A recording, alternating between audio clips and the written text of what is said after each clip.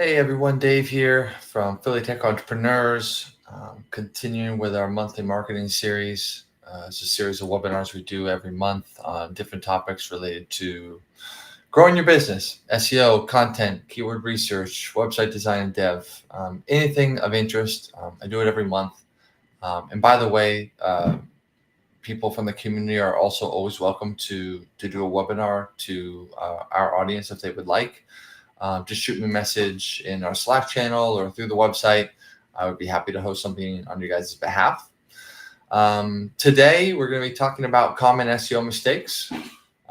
This is a talk that I gave last week as part of Philly Tech Entrepreneurs. I gave it in person at Saga Pixels, which is an agency out in South Jersey.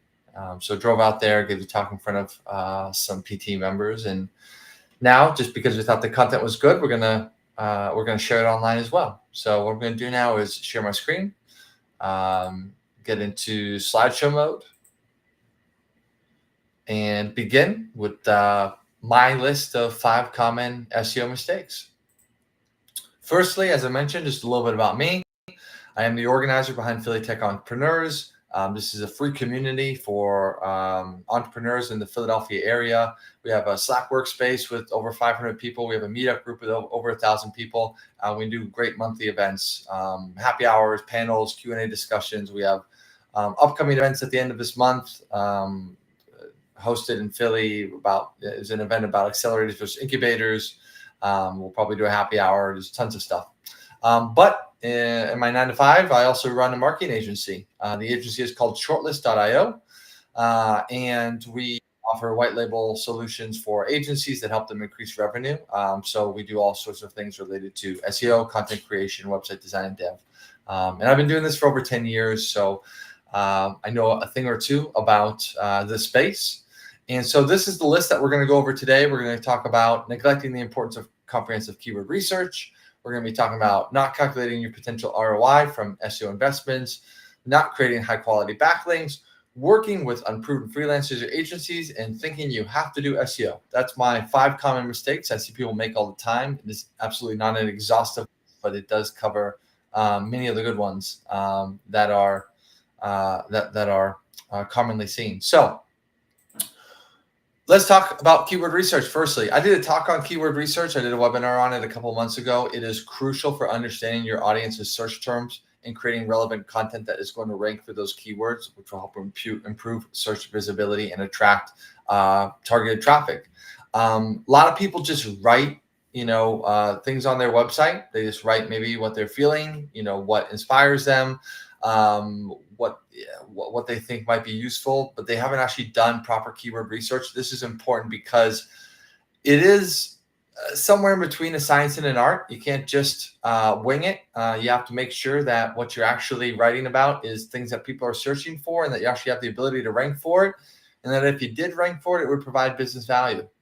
At Shortlist, for example, when we have a client or even when we do analyses on behalf of potential clients, we will often analyze the scope of the keywords that are useful for them in their space. And we will try to take a look at the difficulty of the keywords, how much search volume each individual keyword has, and where the client may or may not be currently ranking and what URL on their website they're ranking for. And this helps us prioritize which keywords we should be targeting. As I said, it is a bit of a science. There are metrics here. There are numbers. There is sort of a mathematical approach to prioritization for keywords. Now, many keywords actually represent an intention from a search, someone who's searching. And so we need to think about how they may cluster or group together. For example, someone might be searching for group health insurance or group medical insurance or group medical coverage. These are different keywords and they need to be treated distinctly, but they represent potentially the same intent. And therefore they maybe want to be combined or sort of localized around a single URL, a single page, a single content, so that you don't cannibalize your search by having too many distinct pages for each individual keyword. So part of understanding the keywords is number one, being able to prioritize like what to go after, what you have a chance to compete for, what's going to provide value, but then also understanding how they group together and ultimately translate into content. Like what is actually going to be the content that I create to attack those keywords. So this is all kind of an important consideration in keyword research that a lot of people overlook. And that's why I had it ranked here as number one. Next, not calculating your potential ROI from SEO investments. SEO is an investment in your marketing, and it generally costs money or time, one or the other, in order to make progress in. And of course, you desire to get an outcome. Most people are looking to get more traffic, which translates ideally to more leads, more conversion, more sales, right? That's generally what people are looking to achieve when they invest in SEO. But are you actually thinking about the return on that investment? What is a conversion worth to you? What are the conversion rates of your website? If you got 100 more visitors per month, how many more sales would that lead to? And does the math work? Whenever we think about marketing channels and our approach to investments, we need to think about the potential ROI. And SEO is it is no different from these types of things, from investing in a real estate, from like a house that was maybe going to provide you with cash flow via rent or whatever it might be. It's the same principles, but it is difficult because SEO rarely it does not grow linearly.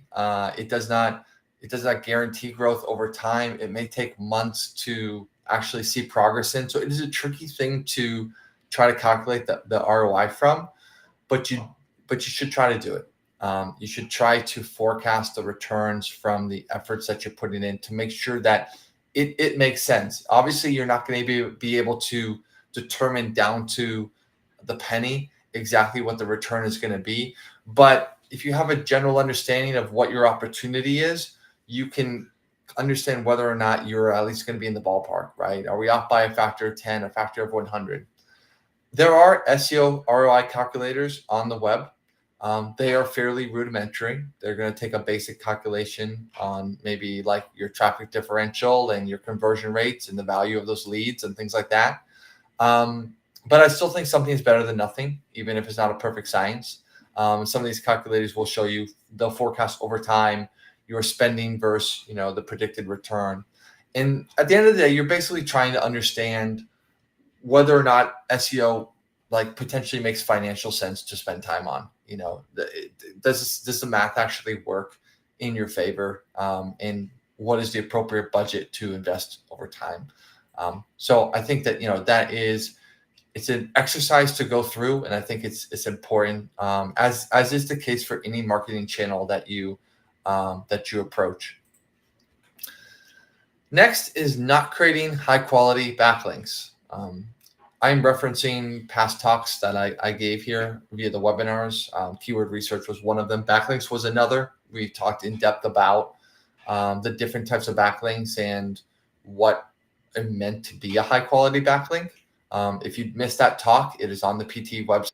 All the webinars are they are stored there, and those videos, those recordings are available to watch. So if you want to go more in depth on backlinks and the like, then I encourage you to do so. But many people recognize that backlinks are crucial for improving your rankings and increasing your website's authority and ultimately driving more traffic and leads to your business. But not all backlinks are created equally. You need to focus on quality. You need to focus on getting backlinks from sites that have authority, are relevant to you, and are highly trafficked. There are many different providers of links. There are many different prices you could pay for a backlink, anywhere between $0 and over $1,000. And when you have that type of a range, kind of going back to the ROI calculation that I spoke about earlier, you need to determine whether or not this makes sense. If I spend $1,000 on a single backlink, is that going to actually drive more than $1,000 in revenue for me over time? It is tricky. It is not a straightforward calculation. That's why there are people in the marketing space, consultants, experts, agency owners, etc., who are here to, hopefully try to help you make that decision logically. But at the end of the day, I can say that low quality backlinks provide in general very little value. And while they may be cheaper, they are rarely worth even what they cost. And I wouldn't really recommend them. So that is definitely an area where you don't want to cut too many corners because you're just kind of wasting your money. Again, the backlink webinar that we did goes more into depth around the differences between high quality and low quality backlinks. One of the things we do at Shortlist, we have a number of metrics that we look at for each backlink to determine whether or not it feels like it's high quality. We look at the traffic that the site is getting. We look at the site's domain authority. We look at the spam score. We look at the trust ratio. We look at how many people are to that website, and all of that helps us determine whether or not this is a good website that we would be happy to get a link from. Again, this is an important part of the analysis to do before investing in backlink analysis. Our approach, like I said, is unique to us, but it is not the only way to go about it. Every agency, every provider, and anyone in this space is going to have their metrics and their approach to it, and you have to kind of evaluate those distinctly. Nevertheless, I would, avoiding them completely is a terrible idea. Speaking of choosing agencies to work with, or freelancers, or anybody to help you do your marketing, working with unproven freelancers or agencies. Huge problem. This is true in every industry, but it is no less true in marketing. There are many people who will present themselves as marketing experts or in the marketing space. And if you are a business owner, or maybe you're on the technical side and you don't necessarily have a strong background in digital marketing, it is difficult sometimes to ascertain whether or not this person is trustworthy and can deliver results. Honestly, sometimes even the best marketing professionals have difficulty delivering results just because marketing is hard.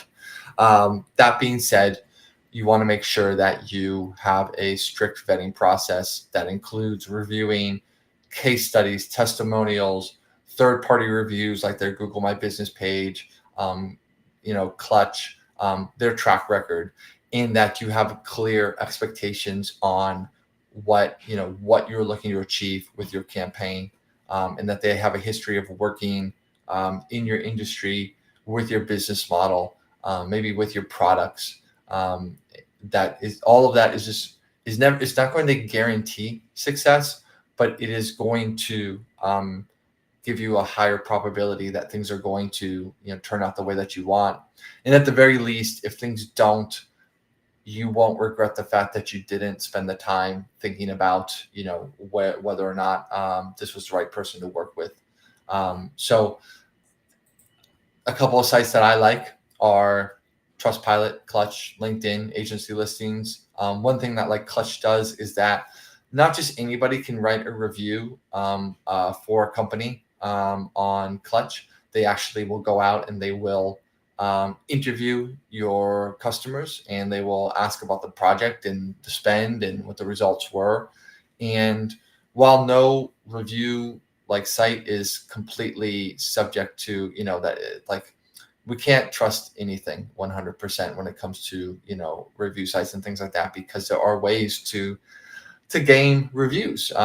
You can have people from the company write reviews. You can incentivize or pay customers or clients to write reviews or speak on your behalf. So there's no 100% certainty. And similarly, past performance does not guarantee future performance in marketing as well. But none of that is an excuse for not doing due diligence. And if you are looking at all the different sort of assets that an agency or freelancer brings to the table, like I said, the reviews, the case studies, their website, all that hopefully will tell a similar story and will give you confidence to move forward. Last but not least, probably the most important thing in this whole presentation, honestly, is thinking that you have to do SEO. SEO is search engine optimization, but for the most part, when we talk about it these days, it refers to Google, right? Now, there are other search engines, YouTube, social media sites like TikTok, Instagram.